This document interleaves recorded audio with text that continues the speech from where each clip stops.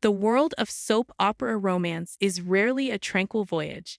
It is a tempestuous sea of grand declarations, devastating betrayals, and hard-won reconciliations. Few pairings in recent television history have embodied this emotional turbulence as profoundly as Coronation Street's Carla Connor and Lisa Swain. Dubbed Swirla by their ardent fanbase, their relationship represents a complex tapestry of trauma, resilience, and a love that refuses to be extinguished. The episode of Wednesday, January 21st, served not as a conclusion, but as a pivotal crest in this ongoing wave, a moment where raw vulnerability cut through months of accumulated pain, bringing them to the precipice of a long-awaited reunion. To understand the profound weight of Lisa's love letter and Carla's whispered confession, one must first navigate the wreckage from which these moments emerged. The relationship between the shrewd yet vulnerable factory boss and the resilient detective was, as many great soap loves are, doomed from the start by an external specter, the ghost of Lisa's past. The return of Lisa's wife, Becky Swain, from the presumed dead was a narrative earthquake. It wasn't merely an ex's return. It was a resurrection that legally and morally complicated Lisa's burgeoning love for Carla. Becky's arrival, timed with cruel precision, just days after Carla and Lisa's engagement, was less a homecoming and more a hostile takeover of their future. Becky Swain masterfully manipulated the landscape, weaponizing her history with Lisa and exploiting Carla's deep-seated insecurities. For Carla, a woman whose life has been a series of battles for control over her business, her mental health, and her heart, Becky represented the ultimate loss of agency.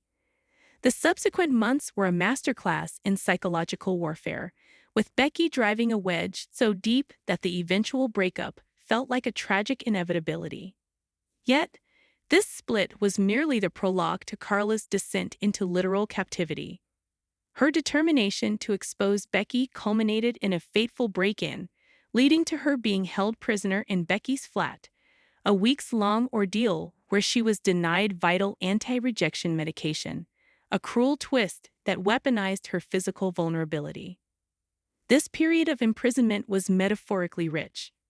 Carla, imprisoned by the very woman who stole her happiness, was forced into a passive role, a stark contrast to her usual commanding presence.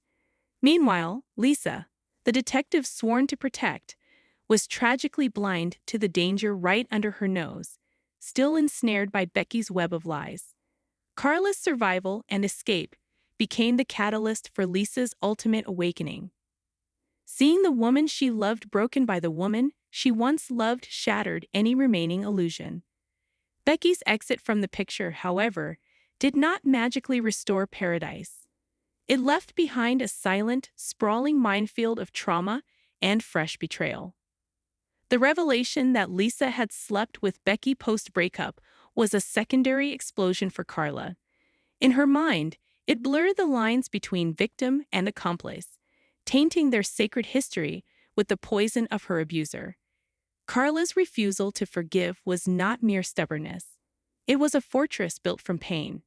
Her heart yearned for Lisa, but her psyche, traumatized and proud, could not navigate the betrayal. This internal conflict set the stage for the exquisite tension of the January 21st episode. Tracy Barlow's earlier meddling, which successfully sabotaged a potential reconciliation, highlighted Carla's external brittleness. How easily her fragile hope could be shattered by perceived humiliation. Thus, Lisa's decision to pen a love letter was an act of immense courage and strategic emotional intelligence. In a digital age, the handwritten letter is a relic of profound intimacy, a tangible, permanent artifact of feeling. It bypassed the potential for heated argument or defensive interruption. It was a silent, patient plea laid bare on paper, accompanied by the classic romantic gesture of flowers.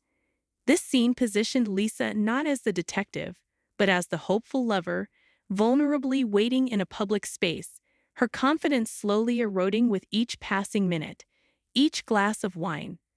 Carla's entrapment in a no-phones meeting was a brilliant narrative device, amplifying the tragicomic desperation of the situation. It underscored the constant clash between personal desire and professional duty that both women navigate. Lisa's subsequent, wine-fueled storming of the meeting, a chaotic, messy, and not her finest moment eruption, was paradoxically perfect. Its imperfection was its authenticity. This wasn't a polished romantic grand gesture. It was the raw, unfiltered climax of months of frustration, love, and longing. The ruined carpet and upset clients were collateral damage in the face of a heart that could no longer be contained. The true turning point, however, resided in the quiet aftermath. Carla's response was not one of anger or embarrassment, but of gentle, protective care. Ensuring Lisa got home safely and allowing her to fall asleep on her lap was a silent language of love. It spoke of a deep, enduring tenderness that transcended anger. In that private, peaceful space, with Lisa vulnerably asleep, Carla's defenses finally dissolved. Her whispered confession, "I love you too," was the emotional core of the episode. It was a truth released not for strategic gain or to elicit a response, but simply because it was the undeniable reality of her heart, finally given voice in a moment of unguarded safety. The exquisite tension now pivots on the classic soap opera dichotomy between private truth and public reality. Will Carla find the courage to translate that nocturnal whisper into daylight conversation? The episode masterfully leaves Swirla fans suspended in this delicate space of possibility. Carla's history suggests a propensity for self-sabotage, for using pride as a shield. To openly reconcile would require her to fully process not just Lisa's betrayal, but her own horrific trauma at Becky's hands, to separate the two women completely in her mind. For Lisa, the journey is one of proving steadfastness. Her grand, messy gesture proved the depth of her feeling, but rebuilding broken trust requires consistent, quiet proof. She must demonstrate that her love is a safe harbor, not another storm. Furthermore, the narrative invites exploration of their individual growth.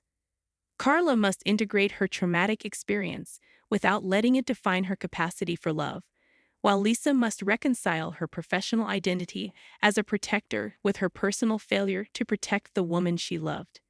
The Swirla saga, culminating in this poignant episode, is more than a will-they-want-they mystery. It is a nuanced exploration of love after trauma, the complexity of forgiveness, and the messy, imperfect ways we fight for those who feel like home. Their story validates that love isn't the absence of pain or poor judgment, but the choice to navigate it together. As fans eagerly await the next chapter, they are left holding onto the image of Carla's quiet confession, a fragile, beautiful seed of hope planted in the dark, waiting to see if it will be brave enough to bloom in the light of day.